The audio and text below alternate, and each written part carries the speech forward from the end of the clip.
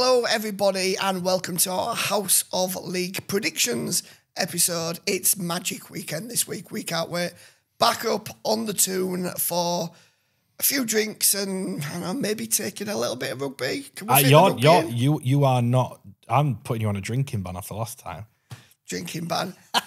I'm James Smales. This is Matt Shaw. We're here to preview this week's Rugby League games.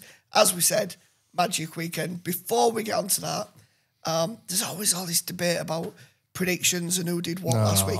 I genuinely cannot remember how we all did last week. How many did you get?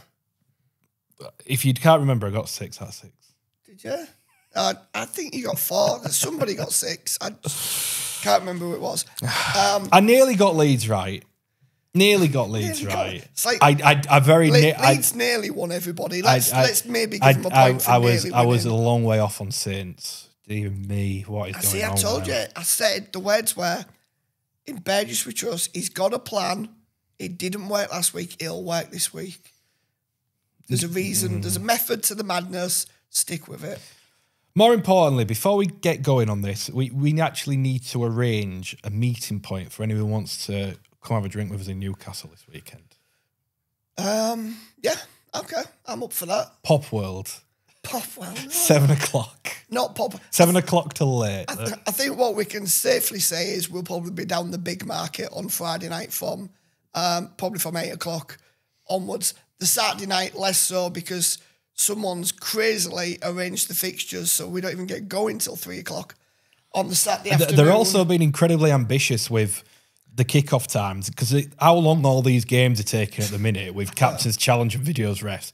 There's no way. Yeah, we could be there till midnight. If we have golden points and everything, we're going to be well beyond 10:30, 11 o'clock. When I'm not sure what time we'll get done on the Saturday because too late. We'll be there a good hour and a half or 2 hours after the last game finishes. But Friday night we'll definitely be down the big market. I'm not sure which pubs we'll be in. We'll have to see. But if you stay in Pop World all night, you'll see. Yeah, I'm sure you'll see Matt and you'll be there, and a few of our other fellow journalists from other publications. Apparently, other publications exist. I didn't know that was possible, but we reference them all the time. Actually, let's get stuck into the fixtures. People do not want to hear us talk about Pop World. I think they do, but we'll tell you about it next week on what happened at Pop World.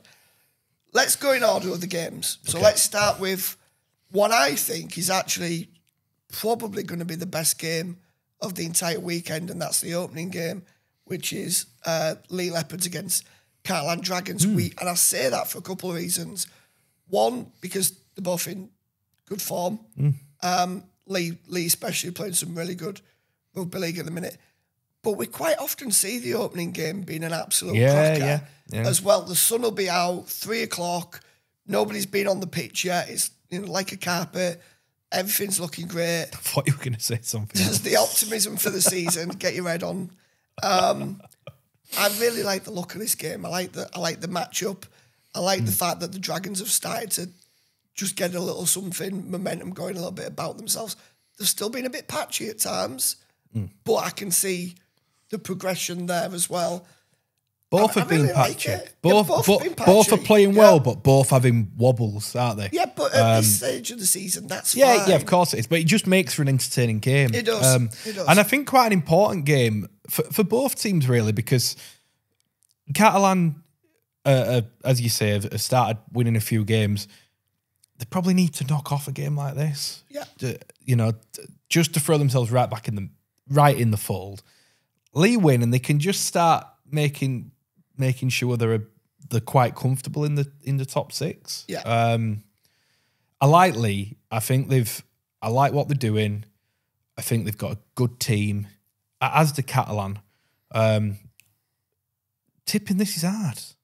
This is a tough game to tip because I quite like to tip both. Does it help if I tip first and you go in you tip the opposite team? Well, not really. Okay. No. I'm going to go with. I mean, this better be worth the wait. I'm going to go with Leigh. I just wonder, and it's such a lazy argument, just wonder whether they've got one eye on the semi next week, whether they might just rest a few or hold, like Romano's not played, Tompkins hasn't played for a while. Could they wrap them up another week and try and get them out there? Yeah. And Leigh have a few injuries though. That's why I'll go with Leigh. Leigh have also got a semi. They do. Yeah, they do. They do. But it's not Adrian Lamb's nature to. No. He goes full throttle. And a few of those they held back against Salford. He said a few could have played if they had to. I think Frankie Holland was one of them. Yeah. So you'd think they'll come in this time. Yeah, I'll go Leigh. I'm going to, unfortunately, have to stick with you and go with Leigh also. But I, as I said in the intro, I really like the look of this one. I think he's going to get us off to a cracking start. Catalans are getting there, aren't they? Yeah. You think where they were at the start of the year and they just weren't playing well. They're starting to play better now. Unfortunately, through no fault of their own, well, actually, through no fault, I'll rephrase that. Unfortunately, through no fault of the players or the head coach and his staff, Salford are up next against Hull Kingston Rovers, and I feel like this one is just going to be a little bit of a damp squib after what I hope will be a cracking Leigh and Catalan, because I can just see it just being such a one-sided. Magic has a bit of an issue here, doesn't it? Because Catalans, we know, don't travel incredibly well. And then I'm not sure how many of Leigh will stay to watch Salford KR, because it's not an attractive game. No. It could look a bit sparse, those first two games. Yes. There's a bit of a worry. Yeah. I think that's a good call, actually. It's not an interesting fixture. I mean, we know Hull Kingston Rovers are taking a lot of fans. They always do. Yeah. But they've got to bounce off something. And we don't know how many from Salford. Salford travel well to Newcastle, to be fair. I think they will, because they're like, you know, they have to be fair. Yeah. You saw the try they scored against Leigh. The biggest cheer of the day. I think the fans are that spirited at the minute and just try to get behind the team that they're actually turning up in decent numbers and try to get behind. No, that's true. That's true. So credit to the fans. But that's not going to help this game. No. Look, I think the interesting thing is the Hull KR rest a few. I think they might, because they've got the semi. Which you'd understand. Given you know, with respect, they're playing a Salford team that's just not on paper what it was at the start of the year. Yeah. Hull KR squad, yeah. Even with changes, if that's what Hull KR decide to do, it's very difficult to see past. It's very difficult to see past the Robins winning. An excellent win for them at Leeds, by the way. Yes. It's a really good win. I keep saying it. We'll get on to them in a minute. I think Leeds are a good team this year. And I don't think people have either recognised it yet or are giving them the credit. I think I tipped Leeds to finish third, as you know. I'm quite comfortable with that at the minute. Okay, so you got Leeds Rhinos, who are 6th at the minute in the table, finishing off day one against St Helens, who were 5th. These two have met Magic before. We've had them first and second, the two biggest clubs. That's not the case at the minute. I've got a feeling you're going to go with Leeds on this one, and I'll start off by saying I'm going to go with Leeds on this one. Tipped Warrington last week because I wasn't convinced with how St Helens were travelling, and did think that, as I said at the start, that Warrington had something in the works that was going to make them better.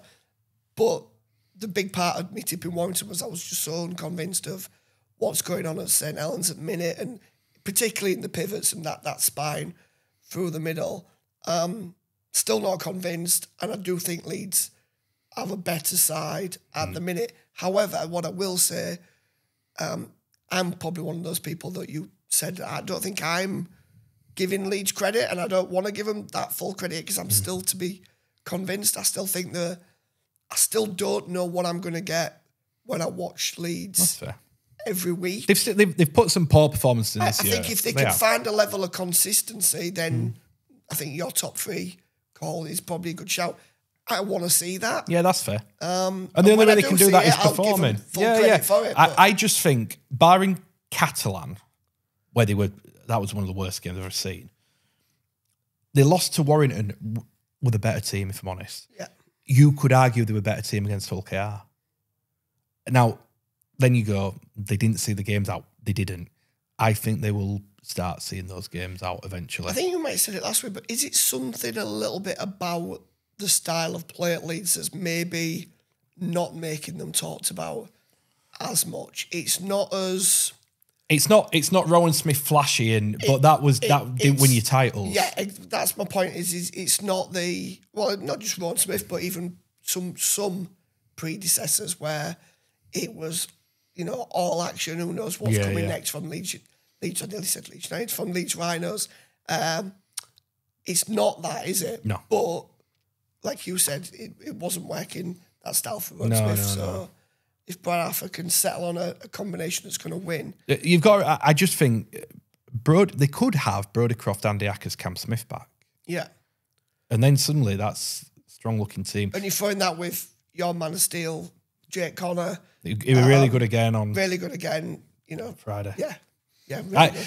And as for Saints, I couldn't believe what I was watching on Thursday. Like, I know they've not been playing well, but that was atrocious. There's a lot of talk about pressure that Paul Wellens is under, but what I'm surprised about is you've got Paul Wellens, but look at who sits either side of him with Eamon O'Carroll, a young coach, granted, but seen as one of the bright up-and-coming, was always a smart Catalans player. were gutted to lose him to Bradford. And I dealt with him a little bit as a player, and he was always on the money, really bright and understands the game really well. Leigh Breers, who was absolutely making a great name for himself in the NRL. And at Wigan. Yeah, at Wigan. Yeah. It just surprises me a little bit that... And on paper, it's a good team. Look, that squad isn't as good as the squad that won. No, and that's not Paul Wellens' fault. That's just... It goes through cycles. Because a lot of the players are the same but are older and not quite what they were. That's life. But they haven't recruited and retained as well as they should have done, or could have done.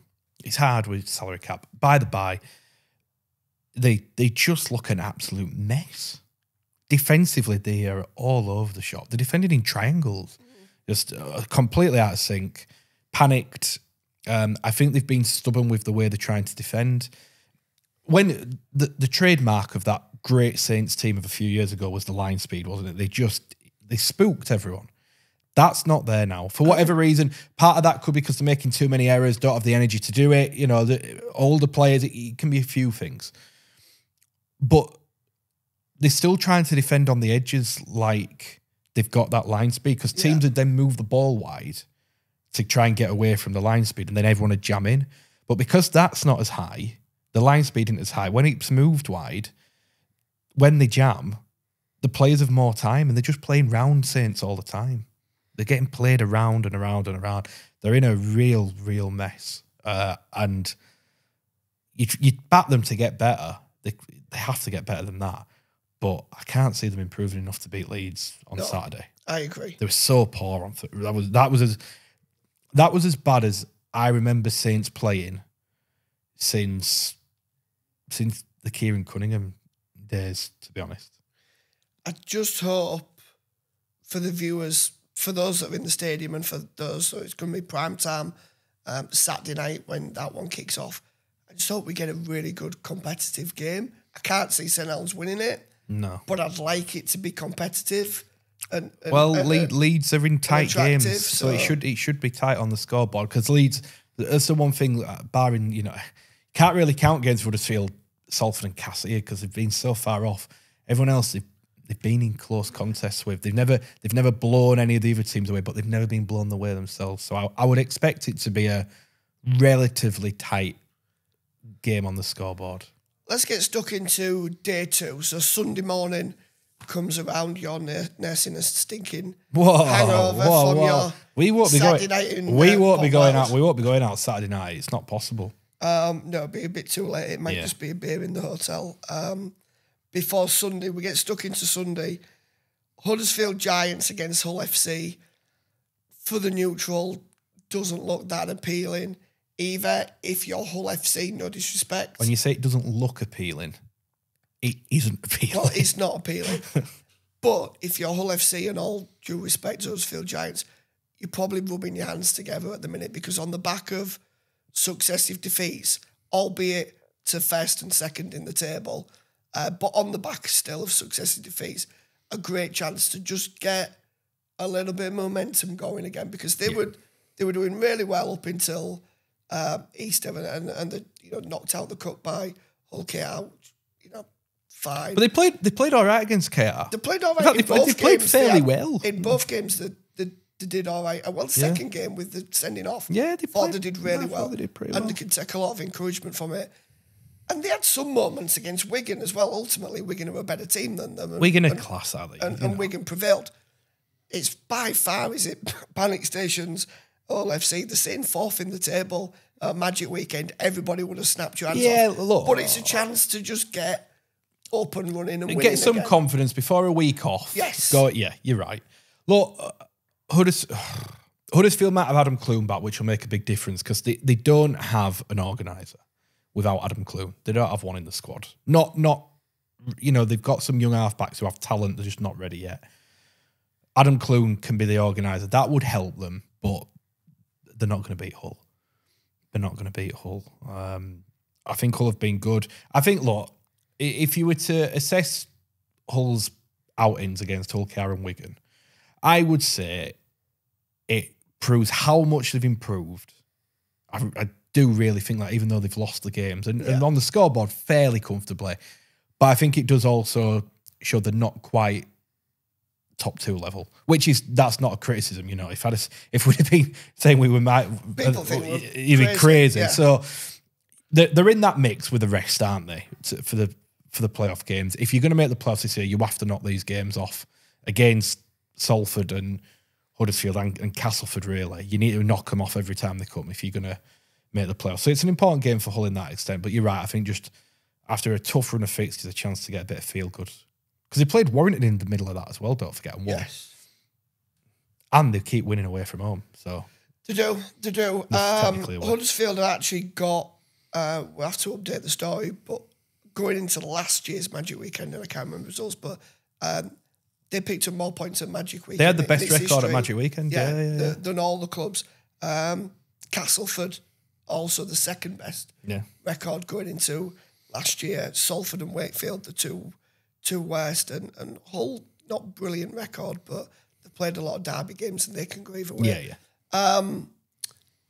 Brings me to the middle game. Now, on paper, you might look at it and say Wigan and Warrington's probably going to be the best game of the second day. I don't think it's going to be.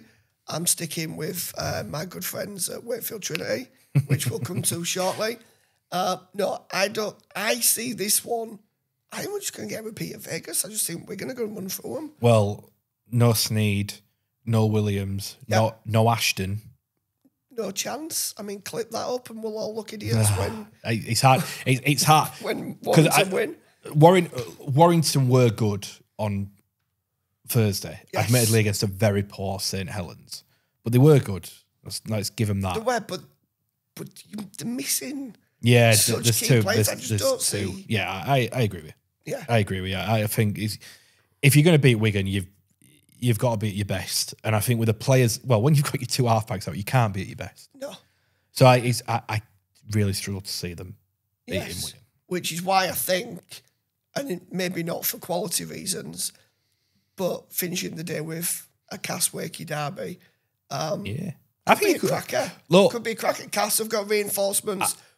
Wakefield, we know, just love playing away from home. Yeah. A bit like AORL FC, got a terrific record on the road this season. Could have won in Catalans at the weekend. Yes. They were they scored the try of the season for me. That Really Josh good Griffin to watch. try was fantastic. They're a really good side to watch. Yeah. This season, Castleford less so, but Castleford are getting better though, Smelsley. they're getting with all due respects, they're getting better. They've been through quite a lot of issues with the squad and everything, and Manx is trying to put some new things together there.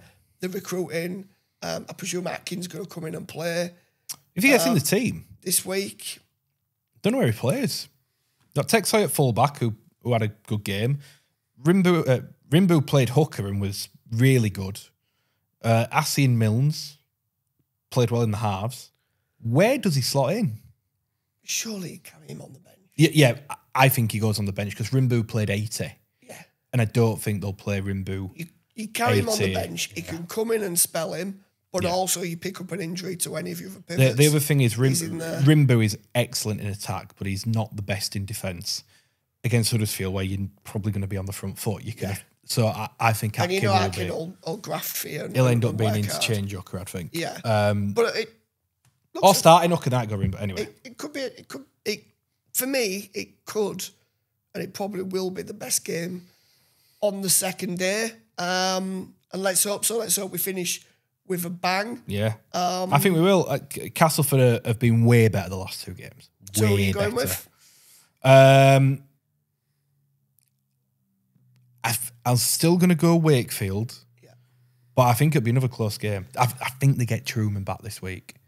It's a big one for them. Yes, big one. So I'll go Wakefield. I agree. I think Wakefield Trinity as well, but it should be a really good game. Well, listen, that wraps up our predictions episode. Hopefully, fingers crossed, it's a cracking weekend. If you are going up to Newcastle, safe journey, both there and back. Look out for myself and Matt. And the rest of the team and all the other journalists and Finn down the big market on Friday night. And come and say hello. Come and hell some abuse at Josh. He loves it when you do that. And no, seriously, come and say hello. Do. Tell us what you love. Tell us what you don't love about the pod as well. And hopefully we can factor that into episodes coming up. Ideally,